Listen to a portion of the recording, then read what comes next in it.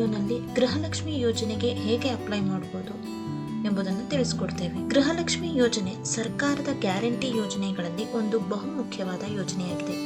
ಪ್ರತಿ ಕುಟುಂಬದ ಮಹಿಳಾ ಮುಖ್ಯಸ್ಥರಿಗೆ ಪ್ರತಿ ತಿಂಗಳು 2,000 ರೂಪಾಯಿಯನ್ನ ನೀಡುವ ಯೋಜನೆ ಇದಾಗಿದೆ. ಈ ಯೋಜನೆ ರಿಜಿಸ್ಟರ್ ಆಗೋದಕ್ಕೆ ಯಾವುದೇ ಲಾಸ್ಟ್ ಡೇಟ್ ಅಂತ ಇರೋದಿಲ್ಲ. ಬಟ್ ಫ್ಯಾಮಿಲಿ ಹೆಡ್ ಅಥವಾ ಅವರ ಪತಿ ಟ್ಯಾಕ್ಸ್ ಪೇ ಮಾಡಿದ್ದಲ್ಲಿ ಅವರಿಗೆ ಈ ಬೆನಿಫಿಟ್ ಸಿಗೋದಿಲ್ಲ. ಮೊದಲಿಗೆ ನಮ್ಮ CSC ಮಿತ್ರ ಪೋರ್ಟಲ್ಗೆ ಲಾಗಿನ್ ಆಗಿ ಗವರ್ನಮೆಂಟ್ ಸರ್ವಿಸಸ್ನನ್ನು ಕ್ಲಿಕ್ ಮಾಡಿ ಗೃಹಲಕ್ಷ್ಮಿ ಯೋಜನೆಯನ್ನು ಸೆಲೆಕ್ಟ್ ಮಾಡಿ ಗೃಹಲಕ್ಷ್ಮಿ ಯೋಜನೆ ಅರ್ಜಿಯನ್ನು ಫಿಲಪ್ ಮಾಡ್ತಾ ಹೋಗಬೇಕು.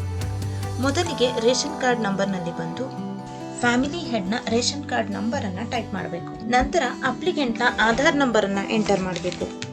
ಇದಾದ ನಂತರ ಅಪ್ಲಿಕೆಂಟ್ ನೇಮ್ ಅನ್ನು ಎಂಟರ್ ಮಾಡಬೇಕು. ನಂತರ ಆಧಾರ್ಗೆ ಲಿಂಕ್ ಆಗಿರುವ ಅಪ್ಲಿಕೆಂಟ್ನ ಮೊಬೈಲ್ ನಂಬರ್ ಅನ್ನು ಎಂಟರ್ ಮಾಡಬೇಕು. ನಿಮಗೆ ಇಲ್ಲಿ ಗೃಹಲಕ್ಷ್ಮಿ ಯೋಜನೆಯ ಅಪ್ಲೈ ಮಾಡೋದ್ರ ಜೊತೆಗೆ EKYC ಅನ್ನು ಕೂಡ ಪ್ರೋಸೆಸ್ ಮಾಡಿಕೊಡಲಾಗುತ್ತೆ. ಇದಾದ ನಂತರ ಸಬ್ಮಿಟ್ ಅಂತ ಕ್ಲಿಕ್ ಮಾಡಿ.